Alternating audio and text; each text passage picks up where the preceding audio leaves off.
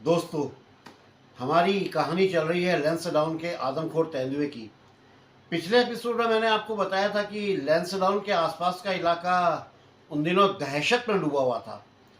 गांव के लोग अपने घरों से बाहर निकलने से डरते थे, क्योंकि आदमखोर तेंदुए ने एक के बाद एक कई हमले किए थे। 4 बच्चों को तो वो जान से मार कर खा चुका था, कई लोगों को घायल कर चुका था। इसके अलावा जो पालतू मवेशी वगैरह थे, उनके लिए तो वो साक्षात काल के समान था। हर गली और पगडंडी पर खौफ पसरा रहता था। और इन्हीं हालत में कुंवर बलजीत सिंह साहब ने ठान लिया था कि इस आदमखोर को अब खत्म करना भैया जरूरी हो गया है, मारना ही होगा इसको। पहले एपिसोड में मैंने बताया था कि गांव के लोग जो थे वो कैसे डर के साए में जी रहे थे, और कुंवर साहब किस तरह से उस आदमखोर को ट्रैक कर रहे थे, उसका पीछा कर रहे थे। 90 दिन इन्हें तेंदुए के पगमार्क्स बारसवार गांव के उत्तरी सिरे पर दिखे थे।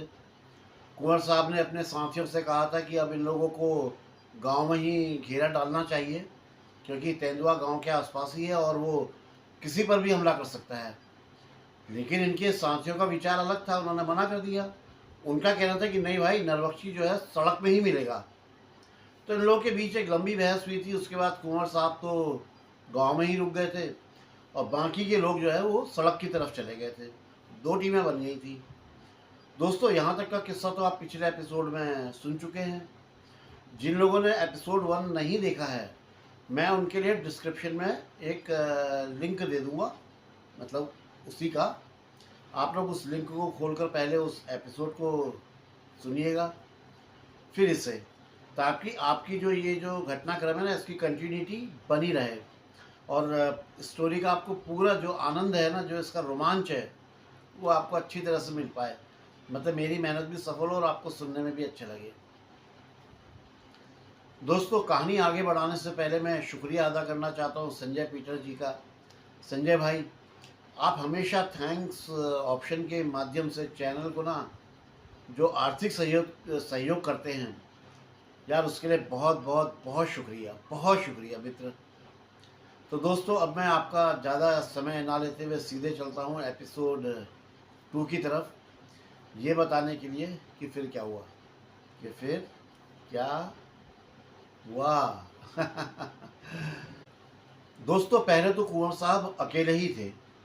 फिर इनके 2 भतीजे इनके पास आ गए और बोले कि नहीं चाचा, वो भी इन्हीं के साथ जो है गांव में ही रुकेंगे और इनकी मदद करेंगे, यानी कि कुंवर साहब की मदद करेंगे। यार, कुंवर साहब बताते हैं कि कुछ लोग सोचते थे कि जिंदा भैंसे के बछड़े को तेंदुए के चारे के रूप में बांधना जो है ये बड़ा क्रूर काम है, बड़ा निर्दयी काम है। क्योंकि भैंसा बंधा रहता है और तेंदुआ अपने तेंदुए से जो है अपना वो बचाव नहीं कर पाता, कहीं भाग नहीं पाता, बंधा रहता है, बच नहीं पाता है। मगर कुंवर साहब कहा करते थे, जो लोग जंगल की जो असली जो हकीकत है, जो उसे नहीं जानते हैं, वही लोग इस तरह की बातें सोचते हैं। जबकि असलियत ये है कि जब किसी बछड़े को चारे के रूप में बांधा जाता है, तो उसे जरा भी अंदाज़ा नहीं होता है कि आखिर वो क्यों वहाँ पे बांधा जा रहा है, उसके ऊपर क्या कोई खतरा है या क्या है, उसे पता ही नहीं होता है। कुंवर साहब कहते हैं कि उन्होंने खुद अपनी आंखों से देखा था कि बेट के रूप में बांधा गया एक बछड़ा आराम से घास चबाता रहा, और फिर बेफिक्र होकर आराम से बैठ गया और जुगाली करने लगा। मतलब उसे कुछ मतलब ही नहीं था, उसके सामने घास पड़ी थी, खा रहा था, जुगाली कर रहा था, बस। उसे पता ही नहीं था, कोई मतलब डर ही नहीं था। दोस्तों, जब बाघ या तेंदुआ किसी बंधी हुई भैंस पर हमला करता है, तो वो इतने अचानक और तेजी से करता है कि बछड़ा जब तक कुछ समझे तब तक तो उसकी मौत हो जाती है यार। उसे कोई बहुत देर तक यातनाएं नहीं सहनी पड़ती हैं, बस जितनी देर गला दबने में रखती है वो उतनी देर सांस जब तक नहीं पहुंचती अंदर, उतनी देर बस। तो ये बड़ी फुर्ती से होता है सब। अब कुंवर साहब के सामने सबसे बड़ी चुनौती यही थी कि मचान बनाने के लिए जगह कहाँ चुनी जाए, क्योंकि अगर जगह सही नहीं हुई तो आदमखोर को मारने का पूरा जो खेल था ये बिगड़ सकता था। ये सोचकर ये लोग जंगल के अंदर इधर उधर घूमकर देखने लगे कि यार कहीं कोई मचान बनाने लायक अच्छी जगह मिल जाए जहाँ पे ये तेंदुए का शिकार कर सके, नरबख्शी का। तभी इनकी नज़र सामने एक लंबे चौड़े चीड़ के पेड़ पर पड़ी। वो पेड़ सीधा खड़ा इतना ऊंचा था कि लग रहा था जैसा आसमान को छू रहा हो। उसके तने से उसकी पहली और जो मोटी डाल थी, वो जमीन से करीब 20-21 फुट ऊपर जाके निकली थी, पहली डाल। देखने में ही काफी मजबूत और ऊंचा पेड़ था। ऐसा लग रहा था कि जैसे वो कह रहा हो, लो कुंवर साहब, मैं खड़ा तो हूँ, मेरे पे बना लो मचान, और इस जंगल और ये ग्रामीणों को उस खौफनाक साए से बचा लो। लेकिन जब उस पेड़ को ध्यान से देखा गया तो कुंवर साहब ने तुरंत उसे नामंजूर कर दिया। और ये बात सभी के समझ में आ गई थी कि पहले तो उस पर चढ़ना आसान नहीं था, ऊपर से चीड़ के पेड़ों की पतली पतली पत्तियां, जिन्हें हम पिरूल कहते हैं अपनी कुमाऊनी लैंग्वेज में, पिरूल हम उन्हें कहते हैं, वो मचान को छिपाने के मतलब ऐसा काम नहीं आ सकती थी कि मचान को छिपा नहीं सकती थी, क्योंकि बहुत पतली वो होती ना। अब अगर वहाँ मचान बना भी लेते तो दुर्दांत और वो जो शातिर तेंदुआ था वो तुरंत समझ जाता कि वहाँ ऊपर कोई बैठा हुआ है और उसको नुकसान पहुंचा सकता है, तो वो वहाँ नहीं आता। इसलिए उस चीड़ के पेड़ को छोड़कर ये लोग आगे बढ़ गए और फिर दूसरी जगह तलाशने लगे। फाइनली कुंवर साहब ने तय किया कि मचान पेड़ पर नहीं बल्कि जमीन पे ही बनाया जाए। अब आप ही सोचो दोस्तों, जमीन पर बैठकर आदमखोर का सामना करना कोई आसान काम तो था नहीं। वो तो अपनी जान हथेली पर रखकर देने जैसा काम था। पेड़ पर तो फिर भी थोड़ा सहारा मिल जाता है, ऊपर चढ़कर आदमी को तसल्ली रहती है कि शिकारी और जानवर के बीच कुछ डिस्टेंस है। लेकिन जमीन पर बैठने का मतलब तो बिल्कुल आदमखोर को उसी के मुंह के सामने जाकर एक तरह से ललकारना हो गया यार। क्या भाई यार, क्या करते, देख चला आते, चल मैं हूँ आ यहाँ, है ना। और ऊपर से उस घने जंगल का माहौल भी कम डरावना नहीं था। चारों तरफ सन्नाटा पसरा हुआ था। हवा की हल्की हल्की सरसराहट और कभी कभी झीर झुंगुर कीट मकोड़ जो होते हैं उनकी आवाज़ सुनाई दे रही थी। पेड़ों की ऊंची ऊंची डालियाँ आपस में टकरा रही थी, जैसे वो रह रह करके वो भी चेतावनी दे रही हो इनको, भैया सोच लो। ऐसे खतरनाक माहौल में अगर जमीन में बैठकर घात लगाई जाती तो घुप अंधेरी रात में जंगल से अगर कहीं भी किसी टहनी के चटकने की या पत्तों की खड़खड़ाहट की कोई भी हल्की सी आवाज़ होती तो भैया दिल की धड़कनें तो बढ़ जाना स्वाभाविक था, वो तो तेज हो ही जानी थी। और यार आप जानते ही हैं कि आदमखोर के सामने जरा सा भी चूक होना कितना भारी पड़ जाता है। अगर उससे रत्ती भर भी आभास हो गया कि उसके आसपास में कहीं कोई इंसान छुपा बैठा है तो झपट कर हमला करने में एक पल भी नहीं लगाता। तेंदुआ वैसे भी बड़ा चालाक और तेज होता है, ऊपर से अगर वो इंसान का मांस अगर चख चुका हो तो भैया उसके लिए आदमी कोई जो है ना डर की चीज नहीं रह जाती। उसके मन में ये धारणा बन जाती है कि इंसान को मारना उसके लिए उतना ही आसान है जितना किसी बकरी, कुत्ते, गाय या किसी और भैंसे या किसी और जानवर को इतना आसानी से मार लेता है, इंसान को तो और भी आसानी से मार लेता है। हालांकि जमीन पर मचान बनाने में बहुत बड़ा जोखिम था, लेकिन हालात ही ऐसे हो गए थे कि कुंवर साहब और उनके साथी, उनके भतीजे, उनको यही रास्ता अपनाना पड़ा कि भैया जमीन पे ही मचान बनाना पड़ेगा। चीड़ के पेड़ के ठीक पास ही सीढ़ीदार खेत बने हुए थे। आप जानते ही हैं दोस्तों, पहाड़ी इलाकों में खेत ऐसे ही सीढ़ियों जैसे ढलान पर बनते हैं, ये सीढ़ीदार खेत कहलाते हैं। ये खेत धीरे धीरे नीचे की ओर उतरते थे और जाकर उसी पेड़ के जो चीड़ का जो पेड़ था उस पर जाकर के ख़त्म हो जाते थे। सबसे ऊपर का खेत बहुत छोटा सा, बस करीब 2 फुट चौड़ा था। उसके नीचे वाला जो खेत था वो थोड़ा बड़ा था, वो करीब 10 फुट चौड़ा था। ऊपर वाले खेत की मेड़ पर झाड़ियाँ और कांटे इतने घने उगे हुए थे कि मानो कांटेदार झाड़ियों की कोई दीवार सी खड़ी हो। इन्हीं झाड़ियों के पीछे से गांव की ओर जाने वाली एक पगडंडी पगडंडी जो होती वो भी निकलती थी। कुंवर साहब ने चारों ओर गौर से देखा और सोचा कि ये बॉस, यही जगह जो है सबसे ठीक लग रही है, यहाँ से जो है तेंदुए पर घात लगाने के लिए बड़ी आसानी होगी। पीछे की तरफ से कांटेदार झाड़ियाँ पीठ को यानी कि पार्श्व पिछले हिस्से को पूरी तरह ढक लेंगी और पाँव के नीचे फैले जो पाँव जो है वो नीचे फैले वाले खेत पे अटक जाएंगे, उस पर टिक जाएंगे आराम से। बस सामने का हिस्सा जो थोड़ा खुला हुआ था, इसे ढकने का इंतज़ाम इन लोगों ने करना था। बाकी तो सब कुछ बिल्कुल सही था, ऑलरेडी नेचुरल, एक तरह से कहिए कि नेचुरल मचान इनको मिल गई थी, कुछ जिसमें ज़्यादा काम नहीं था। वहाँ पास ही 3 पगडंडियाँ आपस में आकर मिल रही थी। कुँवर साहब ने सोचा कि उसी चीड़ के पेड़ की जो जड़ें हैं, उनके पास कुत्ते को बाँध देंगे। अब ये उसी कुत्ते के बारे में सोच रहे थे जिसे कुछ दिन पहले गाँव के दक्षिणी हिस्से में चारे के तौर पे इस्तेमाल किया था, जो पिछले एपिसोड में बताया था। उसके मालिक से इस बार भी फिर वही प्रॉमिस किया गया, वादा किया गया, देखो भाई, चाहे जैसी भी स्थिति बने, इस बार भी ये जो है कुत्ते को कुछ नहीं होने देंगे, उसे बचाकर मालिक को वापस लौटा देंगे। ये इस बार भी उससे वादा करके आए थे। अब उन तीनों पगडंडियों के किनारे किनारे बड़े बड़े पत्थर पड़े हुए थे, कोई 2 फुट चौड़े तो 2 फुट ऊंचे, इस तरह से अलग अलग साइज के। इन लोगों ने उन पत्थरों का सहारा लिया और टहनियों और कांटों की झाड़ियाँ जो थी वहाँ पे लाकर सामने एक तरह से पर्दा सा बना दिया इनका, और उनके बीच बीच में 3 छोटे छोटे छेद रख दिए, क्योंकि कुंवर साहब समेत 3 लोग उस मचान पर बैठने वाले थे, कुंवर साहब और इनके 2 भतीजे। अब जब सारी तैयारियां पूरी हो गई और सब लोग बैठने ही वाले थे कि चलो बैठा जाए, तो इन्होंने देखा कि कुत्ते के साथ एक गांव का छोटा सा लड़का भी वहां आया हुआ था, बच्चा ही था ये। कुंवर साहब ने उससे कहा कि बेटा अब तुम घर चले जाओ, यहाँ पे मत रुको, खतरा है। लेकिन वो मासूम बेचारा वो डर के मारे वहां से जाना तो छोड़ो, हिलने को भी तैयार नहीं हुआ। बोला साहब यही तो वक्त है जब आदमखोर अपने अड्डे से निकलता है, और अगर वो अकेले घर की ओर गया और रास्ते में उसको तेंदुआ टकरा गया, तो भई वो दुर्दांत, वो तेंदुआ, वो तो उसे ज़रूर मार डालेगा। मैं नहीं जा सकता साहब कहीं। बच्चे ने तो सरेंडर कर दिया बिल्कुल। और एक तरह से उस बच्चे का ऐसा सोचना बिल्कुल सही भी था। अब मुश्किल ये थी कि यार टाइम ऐसा हो गया था कि कोई उस बच्चे को गाँव जाकर के, मतलब गाँव जाए, बच्चे को छोड़े और फिर लौट कर वापस भी आ जाए, इतना टाइम नहीं बचा था। तो फिर इन्होंने फैसले लिया कि भाई ऐसा इस छोटे से बच्चे का जो है, ये लड़का जो है, इसको भी अपने साथ ही बैठा लो यार। अब कुंवर साहब ने उस बच्चे को अच्छी तरह समझा दिया कि बेटा जरा सा भी आवाज़ मत करना, और ना अपने हाथ हिलाना, ना अपने पाँव हिलाना, बस चुपचाप बैठे रहना, और बैठे बैठे बस चुपचाप देखते रहना, कुछ हरकत मत करना।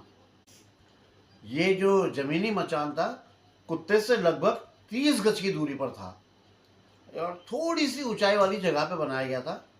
कुंवर साहब का मानना था कि जैसा ये मचान बना था, वैसा आरामदायक मचान शायद पहले उन्होंने कभी नहीं देखा था। बैठने के लिए वो जगह इतनी चौड़ी और मजबूत थी कि जैसे कोई घर के जो ड्राइंग रूम का सोफा हो, आराम से पाँव लटका रखे और आराम से बैठे हुए हैं। इन लोगों के पैर नीचे खेत की मिट्टी पर अच्छी तरह से टिके हुए थे। इतनी आरामदायक जगह पर बैठने के बाद किसी को भी ये आभास नहीं हो रहा था कि भैया वो लोग जल्दी ही मौत से आंखें मिलाने की तैयारी कर रहे हैं। तो इतना कंफर्टेबल होकर बैठे हुए थे कि भैया जैसे पिकनिक कर रहे हो, जबकि हकीकत में तो मौत से भिड़ने को तैयारी थी ये। उस मचान पर ये 4 लोग बैठे थे। बीच में तो खुद कुंवर साहब, जिनके हाथ में .375 H&H मैग्नम राइफल थी, हॉलैंड एंड हॉलैंड। दाहिनी ओर इनके भतीजे बैठे थे, जिनके पास 12 बोर की बंदूक थी। बाईं तरफ दूसरा भतीजा बैठा था, जिसकी जिम्मेदारी थी टॉर्च की रोशनी डालने की। फिर सबसे किनारे बाईं तरफ वही गांव का लड़का, उसको बैठा दिया गया था कि भैया तू यहाँ पे बैठे रहो, बस शांति से, कुछ करना नहीं है तूने।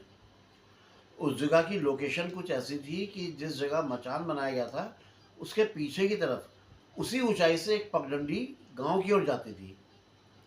अब अगर आदमखोर तेंदुआ उस पगडंडी से आने की सोचता, तो शिकारी और उसके साथ बैठे लोगों की पीठ पूरी तरह से सुरक्षित रहती, यानी कुंवर साहब लोग बिल्कुल सेफ रहते, क्योंकि पीछे की ओर से घनी झाड़ियाँ और कांटेदार पेड़ थे, जिनसे कोई जंगली जानवर चुपचाप निकल ही नहीं सकता था। इस लिहाज से हम ये कह सकते हैं कि मचान की जगह बिल्कुल सही चुनी गई थी, एक्यूरेट थी, जैसी जगह चाहिए हुई वैसी थी।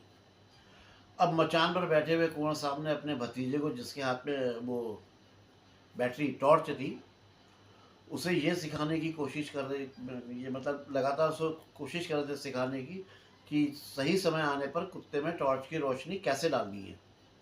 लेकिन वो जब भी टॉर्च जलाता था तो उसकी रोशनी कुत्ते पर पड़ने के बजाय उससे पहले ही कहीं पे 2-3 फुट पीछे ज़मीन पर पड़ जाती थी। वो कुत्ते तक जा ही नहीं पा रही थी, ऐसे चला वहीं पे गिर जाए। 4-5 बार कोशिश करने के बाद भी वो सही तरह से कुत्ते पर रोशनी नहीं डाल पा रहा था। यानी उससे कुत्ते पर सही तरह से लाइट नहीं पड़ पा रही थी, सीधे शब्दों में। सामने क्योंकि पर्दा है ना सामने, एक छोटा छेद है, उससे जो है जलाना है, लाइट दिखानी है। अब वहाँ कोई और आदमी या कोई और साथी तो था नहीं कि जिसके हाथ में टॉर्च दे दी जाए। कुंवर साहब के पास कोई और विकल्प भी नहीं था। मजबूरी में इन्होंने टॉर्च जो है अपने भतीजे के ही हाथ में देनी पड़ी। और एक उम्मीद थी, क्या पता ठीक समय पे टॉर्च की रोशनी सही जगह पर पड़ ही जाए, हो सकता है। एक तरह का तुक्का था, जो लग जाता तो काम हो जाता, नहीं लगता तो काम पूरी तरह से बिगड़ जाता। मतलब एक रिस्क लिया था। मतलब ये कि स्थिति थोड़ी अजीब और जोखिम भरी हुई थी। आदमखोर कभी भी सामने आ सकता था, लेकिन रोशनी का काम पूरी तरह से ठीक नहीं हो पा रहा था। टॉर्च दिखाने का काम सही एक्यूरेट नहीं हो पा रहा था। कुंवर साहब ने फिर अपने भतीजे को धैर्य से समझाया कि देखो बेटा, सबसे ज़रूरी है कि तुम्हें किसी भी हालत में घबराना नहीं है, पैनिक नहीं होना है। जंगल में जब भी जानवर सामने आता है तो अक्सर हाथ पांव बेटा काँप ही जाते हैं, घबराहट हो जाती है और रोशनी इधर उधर चली जाती है। लेकिन तुम ऐसा मत करना। अगर तेंदुआ कुत्ते पर झपटता है और तुम्हारी टॉर्च की रोशनी कुत्ते के पीछे ज़मीन पे भी पड़ रही हो, कोई बात नहीं, डरना मत। बल्कि ऐसा करना, धीरे धीरे बिना हाथ हिलाए टॉर्च की रोशनी ऊपर की तरफ खसकाते हुए तेंदुए की पीठ या कंधे तक ले आना। धीरे धीरे ऐसे ऐसे उठाते उठाते ले आना रोशनी को। क्योंकि सही निशाना तभी लगेगा जब रोशनी जो है ठीक तरह से आदमखोर के ऊपर पड़ेगी, जब वो मतलब दिखाई पड़ेगा साफ साफ, तभी निशाना एक्यूरेट पड़ेगा। समझा दिया उसको, ठीक है। फिर कुंवर साहब अपने दाहिनी ओर बैठे अपने दूसरे भतीजे की तरफ मुड़े और उससे कहा, तुम शॉटगन बिल्कुल मत चलाना, मतलब तुम अपनी बंदूक से फायर बिल्कुल मत करना। और याद रखना, ये जो हथियार है, दूसरी जो गन है, ये सिर्फ इमरजेंसी के लिए है। अगर अचानक कोई गड़बड़ हो जाए या हालात काबू से बाहर हो जाएं, तभी इसे चलाना, वरना एक भी गोली फालतू नहीं चलनी चाहिए। इससे मत चलाना गोली। इन्होंने इस बात को भी साफ कर दिया था कि इन्हें उस कुत्ते को हर हालत में बचाना है और तेंदुए को मारना भी है। यानी कि तेंदुए से कुत्ते को बचाना है, गोली से कुत्ते को बचाना है, तेंदुए को मारना है। मतलब कुत्ते को तो गलती से भी गोली नहीं लगनी चाहिए। कुल मिलाकर मतलब ये था कि उस रात की जो पूरी तैयारी थी बहुत सोच समझ कर की गई थी। मचान पर बैठा हर शख्स को अपनी जिम्मेदारी पता थी। एक का काम था कि वो सही समय पर रोशनी डाले, दूसरे का काम था कि शॉटगन को आखिरी सहारे के रूप में संभाल कर रखे। क्योंकि आदमखोर तेंदुए से निपटने के लिए सारी तैयारियां पहले से करके रखना बहुत ज़रूरी होता है। आपको एंड वक्त में अरे ये नहीं है वो नहीं है, ऐसा नहीं चलता है। वहाँ पे रीटेक नहीं है मामला, उसी टाइम जो होना है। कुंवर साहब ने अपनी राइफल की मैगजीन में 3 बुलेट्स लोड करी, 3। और इनके भतीजे ने अपनी बंदूक में बॉल्स लोड किए, बकशॉट नहीं डाले, ताकि कुत्ता सेफ रहे। अगर बकशॉट चलाता तो शायद कुछ छर्रे कुत्ते को भी लग सकते थे। तो कुंवर साहब का सोचना था कि तेंदुए को मारने के लिए 3 गोलियां काफ़ी रहेंगी, क्योंकि ऐसे मौके पर ज़्यादातर एक ही गोली दागने का समय मिलता है। हाँ, कभी कभार दूसरी गोली भी दागनी पड़ जाती है, लेकिन अमूमतः एक गोली में अगर सही जगह लग जाए तो काम बन जाता है। उसके बाद या तो तेंदुआ वहीं ढेर हो जाता है या फिर जंगल में भागकर अपना गायब हो जाता है। पूरे जंगल में घुप अंधेरा छाया हुआ था। सब लोग बिना हिले डुले सांस रोके बिल्कुल बैठे हुए थे। ऐसा लग रहा था जैसे अगर किसी ने हल्की सी भी आहट की तो अंधेरा उसी पर उसे निगल जाएगा। इन लोगों की नसें तनाव के कारण खिंच गई थी और दिल की धड़कनें ऐसे सुनाई दे रही थी मानो हर किसी का सीना जो है खुद ढोल बन गया हो, धक धक धक धक धक धक। बस बीच बीच में उस कुत्ते की लगातार भौंकने की आवाज़ उस सन्नाटे को चीरने लगती थी, बाकी कुछ नहीं। समय धीरे धीरे आगे बढ़ रहा था। हर मिनट किसी घंटे जैसा लग रहा था। अचानक ठीक 7:30 बजे कुत्ते ने एक ऐसी चीख मारी कि सबके रोंगटे खड़े हो गए। ऐसा लगा जैसे किसी ने उसे बड़ी बेरहमी के साथ डंडे से मार दिया हो। उस चीख के साथ ही पूरा माहौल जो है दहल गया। एकदम से सन्नाटा और एकदम से चीख, पूरा एटमॉस्फेयर ही बिल्कुल ही बदल गया, दहल गया। कुंवर साहब का इशारा पाते ही भतीजे ने झटपट टॉर्च जलाई, लेकिन टॉर्च जलाने और रोशनी पड़ने के बीच जो 2 पल का अंधेरा था ना, वो सबके लिए सदियों जैसा लंबा और डरावना हो रहा था। और जब रोशनी फैली तो सामने का नज़ारा देख के सबका खून ठंडा पड़ गया। टॉर्च की सीधी किरणें तेंदुए की पूंछ के पीछे पड़ी थी। जो लाइट थी तेंदुए की पूंछ के पीछे थी, और वही कुत्ते पर पूरी ताकत से झपट कर बैठा हुआ आदमखोर दिखाई दिया, जिसने अपने बड़े से जबड़े में कुत्ते के सिर को ऐसे दबाया हुआ था।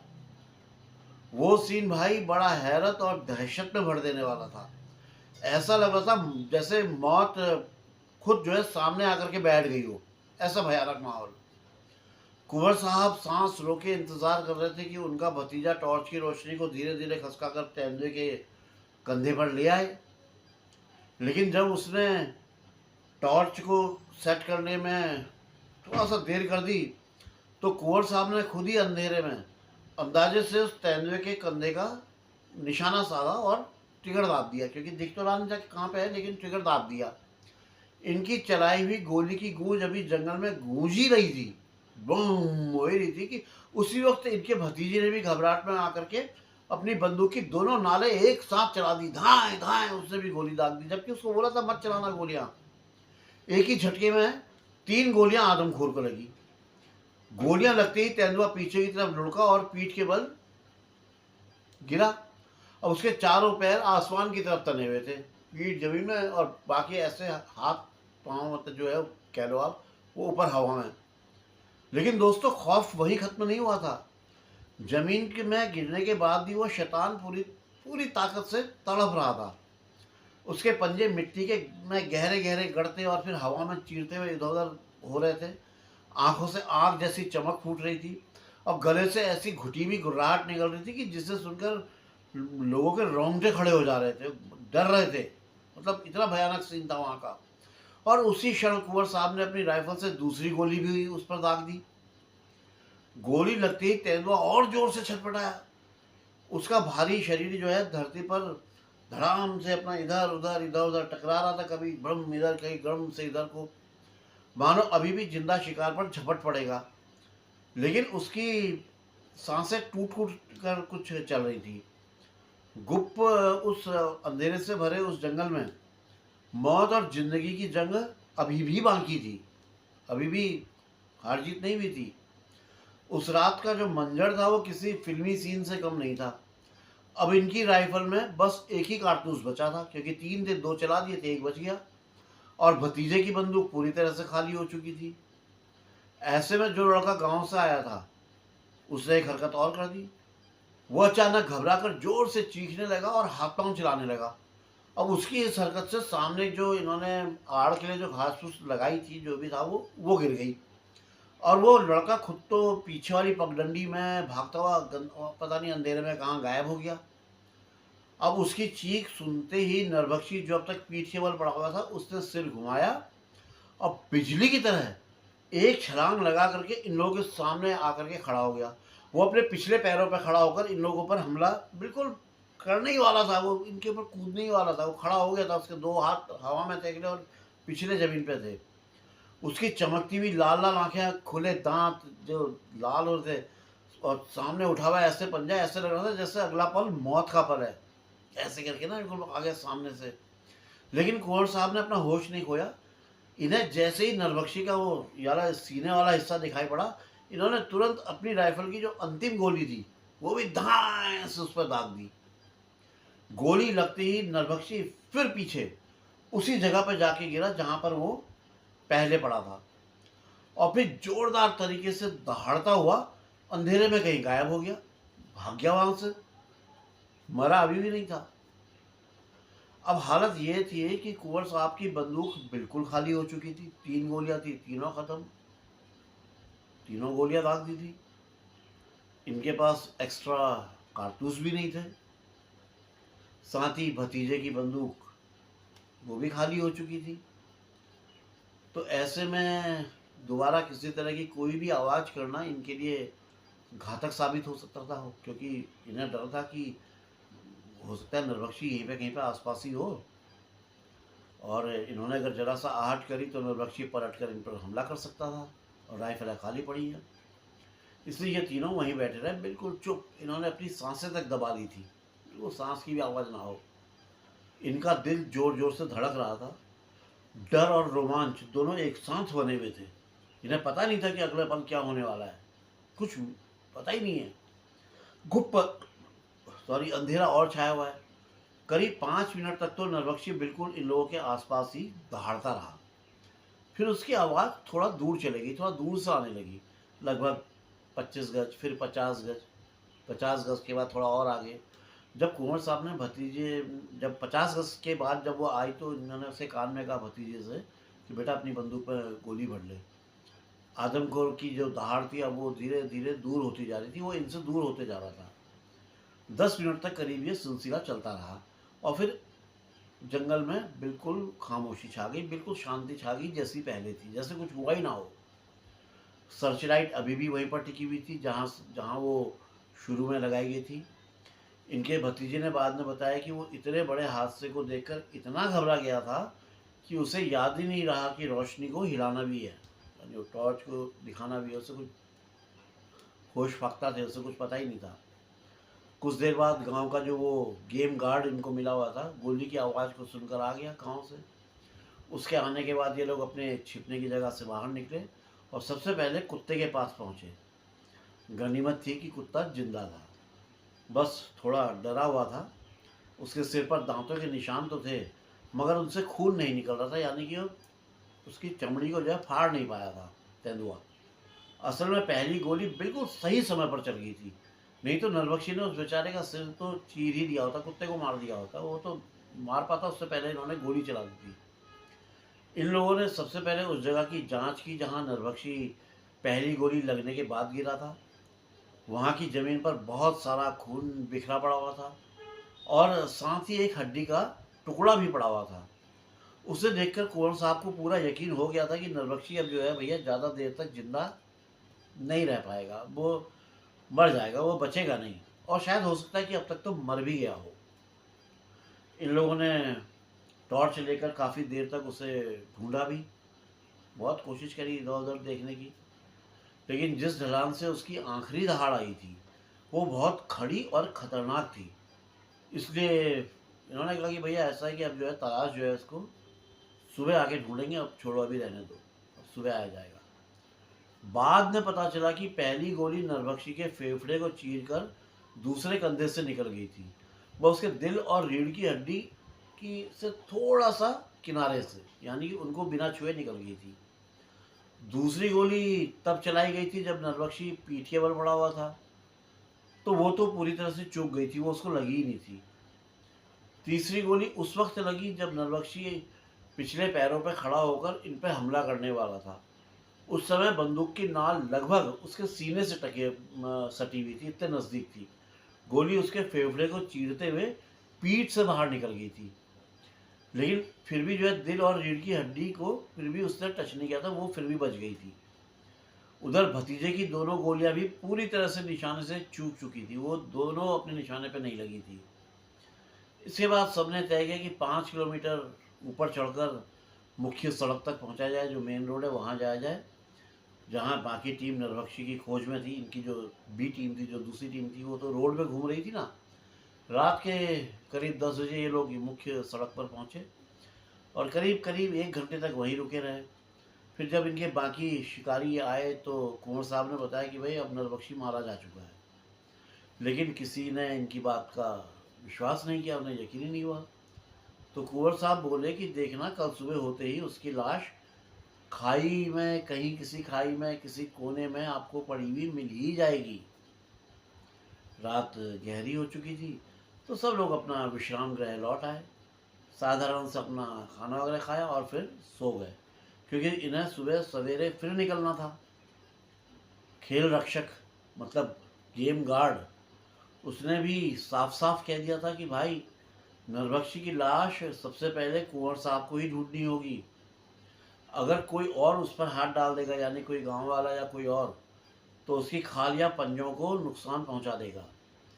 तो उसका जो सारा दोष होगा वो कुंवर साहब पर ही आएगा, शक आप ही के ऊपर आएगा। और ऐसी स्थिति में सरकार की तरफ से जो सख्त कार्रवाई होती है, वो कार्रवाई आपके ऊपर हो जाएगी। तो इसलिए आपको सबसे पहले बाघ को ढूंढ के सरकार को हैंड ओवर करना पड़ेगा, मतलब तेंदुए को। पहाड़ों में तेंदुए को बाघ ही कहते हैं। सुबह होने से बहुत पहले ही ये लोग उठे और फिर तैयारी करके उस जगह की ओर निकल गए जहाँ पिछली रात सारी घटना घटी थी। करीब 5 किलोमीटर नीचे ढलान उतर के ये लोग वहाँ पहुँचे, तो वहाँ तब भी अंधेरा छाया हुआ था, क्योंकि पहाड़ों में ना नीचे तो देर में उजाला होता है। इन लोगों को थोड़ी देर रुककर रोशनी फैलने का इंतज़ार करना पड़ा। फिर जैसे ही उजाला हुआ और थोड़ा सा दिखाई पड़ना शुरू हुआ, तो सब ने नरभक्षी की छोड़ी हुई जो उसकी जो खून की लकीर थी, उसका पीछा करना शुरू कर दिया। ये लोग मुश्किल से 50 गज आगे बढ़े थे कि इन्हें नीचे खाई में नरभक्षी मरा हुआ मिला। उसका मुंह खाई की ओर था, पैर ऊपर की ओर, ठीक उस तरफ जहां पिछली रात ये लोग घात लगाकर बैठे थे। इस तरह से लैंसडाउन के नरभक्षी का दोस्तों अंत हुआ। जिस गांव में उसने आखिरी शिकार किया था, उसी गांव में उसने अपनी आखिरी सांस भी ली थी। मतलब जहां आखिरी शिकार किया वहीं मारा भी गया। दोस्तों तब तक गांव के भी बहुत सारे लोग वहां इकट्ठा हो गए थे। इन्होंने नरभक्षी को खंबे से बंधवाया और गांव वालों को दिखाने के बाद उसे वो जो वन विश्राम गृह था वहाँ ले आए। एक बहुत बड़ा नर तेंदुआ था। उसकी मृत्यु के लगभग 12 घंटे बाद भी जब उसकी लंबाई नापी गई तो 7 फुट 10 इंच निकली। उसके पंजे किसी छोटे टाइगर जैसे बड़े थे। रंग भूसे जैसा फीका था। उसके नुकीले कैनाइन दांत लगभग टूटकर ठूंठ जैसे बन चुके थे और कैनाइन दांतों के बीच के दांत तो बस सुई की नोक जैसे बचे हुए थे। वो बहुत ही बूढ़ा तेंदुआ था और इसी विकृति और कमजोरी के कारण वो अपने स्वाभाविक शिकार को नहीं पकड़ पा रहा था और मैन ईटर हो गया था, नरभक्षी बन गया था। और जिस कुत्ते को इन्होंने चारे के रूप में बांधा था, बेट के रूप में, वो उस दिन से पूरे क्षेत्र का सबसे बड़ा नायक बन गया था, हीरो बन गया था। पूरे गांव और आसपास के इलाकों का वो बड़ा प्यारा, बड़ा दुलारा हो गया था। आखिरकार उसी की मदद से तो उस डरावने नरभक्षी का अंत हुआ था ना यार।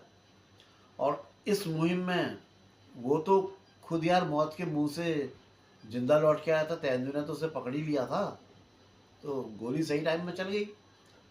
गढ़वाल राइफल्स के कमांडिंग ऑफिसर भी इनसे बधाई देने के लिए आए। उनके साथ उनका जर्मन शेफर्ड कुत्ता भी था। अच्छा, ये अफसर साहब ये देखना चाहते थे कि उनका कुत्ता, वो जर्मन शेफर्ड, मरे हुए तेंदुए को देखकर कैसी प्रतिक्रिया देता है।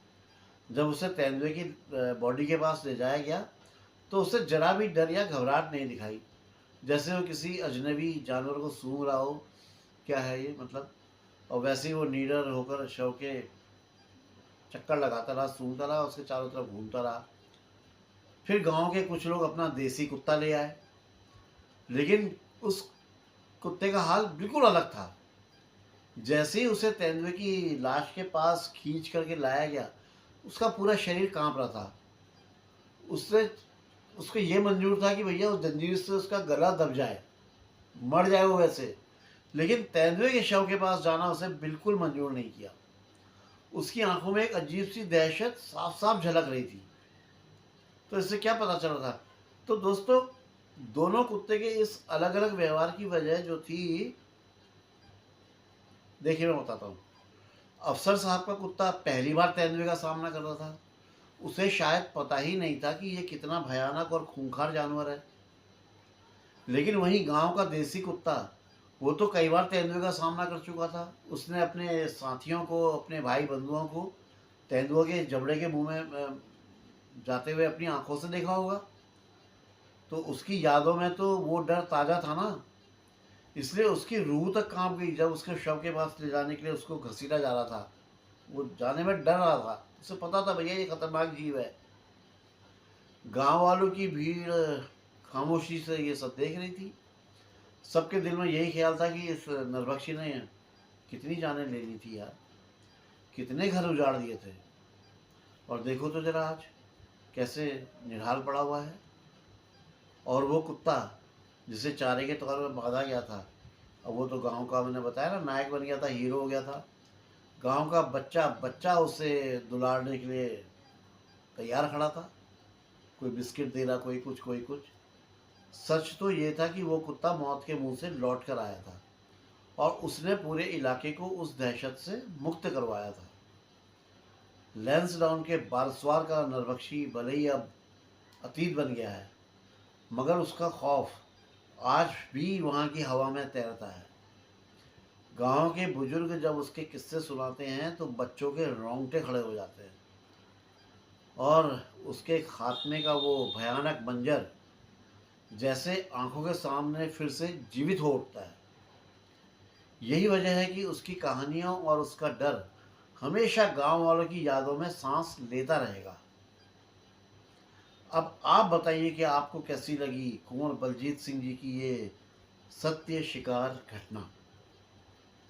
अपने कमेंट करके ज़रूर बताइएगा। दोस्तों, अगला घटनाक्रम भी जल्दी ही आप लोगों के सामने लाऊंगा।